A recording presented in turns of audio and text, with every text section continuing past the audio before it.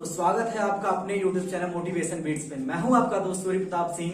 दोस्तों, आज हम जिनके बारे में जानने वाले हैं वो है रेमो डिसूजा। जी हाँ दोस्तों, रेमो डिसूजा सर के बारे में आज हम उनकी लाइफ स्टोरी के बारे में जानेंगे। तो चलिए शुरू करते हैं उनकी लाइफ स्टोरी को, उनके वीडियो में लास्ट तक बने रहिए, बहुत कुछ सीखने को मिलेगा आपको। तो चलिए स्टार्ट करते हैं। जी हाँ दोस्तों, रेमो डिसूजा जिन्हें बचपन में लोग रमेश गोपी नायर के नाम से जानते थे। जी हाँ दोस्तों, इनके पिता गोपी नायर जो कि एक इंडियन एयरफोर्स में एक टेलर का काम किया करते थे और इनका जन्म सन 1974 में बेंगलोर कर्नाटका में हुआ।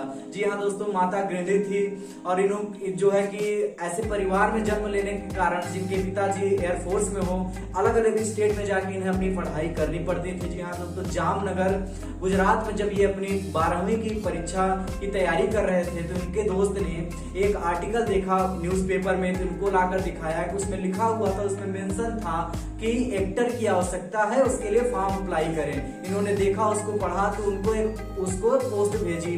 तो जब उधर से रिप्लाई आया तो ये बहुत खुश हुए। उधर से रिप्लाई में आया कि आप एक्टर बन सकते हैं, तो ये बहुत खुश हुए। अपनी माता से जाकर के बोला, जब माँ मैं एक डांसर बनना चाहता हूँ तो मुझे परीक्षा या फिर उसकी तैयारी करने की क्या आवश्यकता है। उनकी माता बहुत क्रोधित हुई, क्योंकि किसी के भी पेरेंट्स हो डांसिंग के लिए, एक्टिंग के लिए कोई सपोर्ट नहीं करता है।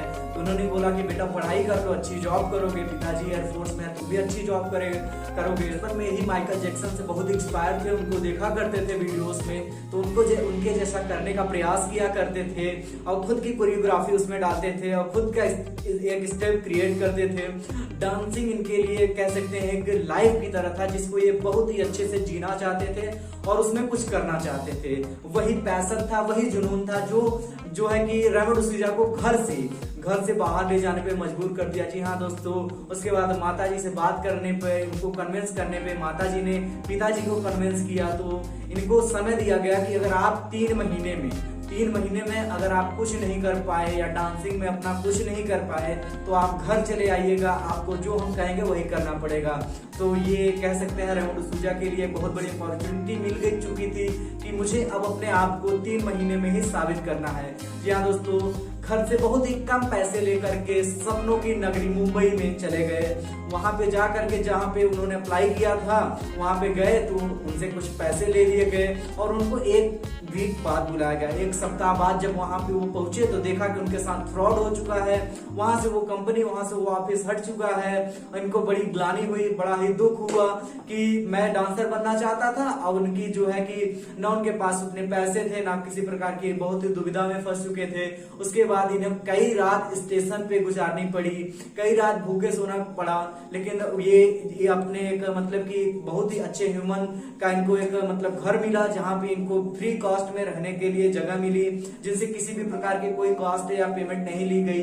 तो धीरे धीरे ये करके एक अपना डांसिंग जो है कि एकेडमी चालू किया, जिसमें सिर्फ और सिर्फ सुपर ब्रेड्स नाम का एक डांसिंग एकेडमी बना, जिसमें सिर्फ 4 बच्चों को डांस सिखाते थे। उसके बाद उससे कुछ रेवेन्यू अर्न हुआ। तो उसके बाद धीरे धीरे करके इन्होंने अपनी डांसिंग एकेडमी को बिल्ड किया, 3 डांसिंग एकेडमी बनाई और उसके बाद इनकी खुद की एक डांसिंग टीम बनी, जिन्होंने इंडिया में एक डांसिंग मतलब वो आयोजित किया गया, प्रोग्राम आयोजित किया, जिनमें इनकी टीम फर्स्ट आई। इनकी जो टीम वो विजेता घोषित हुई। तो तब रेमो डिसूजा जाकर के सभी के नजरों में बने। उसके बाद इनको फिल्म रंगीला में as a assistant, Ahmed Khan का एज अ असिस्टेंट इनको मतलब कि लिया गया। तो ये कह सकते हैं अब उस सपना रेमो डिसूजा घर से देख करके आए थे, उसको अब स्वीकार होने का, कह सकते हैं जो सपना था वो साकार होने का समय आ चुका था। धीरे धीरे वो अपने लक्ष्य को साफ दे सकते थे कि मैं अब कहाँ था जहां से मैंने शुरुआत की थी, अब मैं फिल्म इंडस्ट्री में, क्योंकि अहमद खान का असिस्टेंट होना भी उस समय अपने आप में बहुत बड़ी बात हुआ करती थी। जी हाँ दोस्तों, अहमद खान के साथ ये 1 साल तक लगातार काम किए। उसके बाद काफी कुछ उनसे एक्सपीरियंस लिया, काफी कुछ कोरियोग्राफी में सीखा। तो उसके बाद इन्होंने चाहा कि मैं मतलब कि अपने खुद के पैरों पे खड़ा हूँ या फिर मैं खुद किसी सॉन्ग को कोरियोग्राफ करूँ। जी हाँ दोस्तों, तो इनको एक एल्बम था सोनू निगम जी का जो कि दीवाना, जिसमें इन्होंने कोरियोग्राफ किया, वो बहुत ही हिट रहा। उसके बाद फिर पीछे मुड़कर रेमो डिसूजा ने कभी नहीं देखा, एक पे एक अच्छी कोरियोग्राफी, अच्छे मतलब एल्बम देते चले गए। सबसे आइकॉनिक मोमेंट रहा जिन्होंने इनको कोरियोग्राफी में नेशनल अवार्ड दिया, जिसका नाम था मस्तानी, दीवानी मस्तानी जो सॉन्ग था उसके द्वारा इनको एक अवार्ड के थ्रू नवाजा गया। जी हाँ दोस्तों, आज ये बहुत ही अच्छी जिंदगी जी रहे हैं। इतना स्ट्रगल, इतना कुछ करने के बाद आज ये खुद का अपना शो चलाते हैं और उसके बाद कई सारे शोज में ये जज भी हैं। कह सकते हैं आज अगर आप देखें कि वो जो रमेश गोपी लड़का जो एक सपना लेकर के मुंबई आया था और आज उसने अपने सपने को भूखे पेट, जी हाँ कह सकते हैं, क्योंकि एक सपना देखा जाता है जो खाली जेब देखा जाता है दोस्तों। एक सपना होता है जिसे हम खाली जेब देखते हैं और एक सपना हुआ करता है जिसको हम खाली पेट देखते हैं। खाली जेब और खाली पेट दोनों ही बहुत ही तकलीफ होती है दोस्तों, क्योंकि जैसे हम आपसे पूछें तो आपकी एक कोई फेवरेट कार हो सकती है, कोई फेवरेट बाइक हो सकती है, फोन हो सकता है। तो जब हमारे जेब में पैसे नहीं होते हैं तो हम उसको देखते हैं, उसको अचीव करने के लिए हमारे जेब में जब पैसे आ जाते हैं तो हम उसको अचीव करते हैं। जी हाँ दोस्तों, ऐसा ही होता है खाली पेट, क्योंकि जब आदमी जिसको खाना तक नसीब नहीं होता है, जिसको जो एक स्टेशन पे सोना पड़ जाए, लेकिन उसके दिमाग में सिर्फ और सिर्फ एक ही चीज हो कि मुझे डांसर बनना है, मुझे डांसिंग में अपना करियर बनाना है। जी हाँ दोस्तों, उस आदमी को सक्सेस होने से कोई नहीं रोक सकता है। आज जिस मुकाम पे रेमो डिसूजा हैं, उस मुकाम पे लोग पहुंचने के लिए बहुत ही मशक्कत करनी पड़ सकती है, क्योंकि वो अपना खुद का डांस शो चलाते हैं जिसको डांस प्लस कहा जाता है।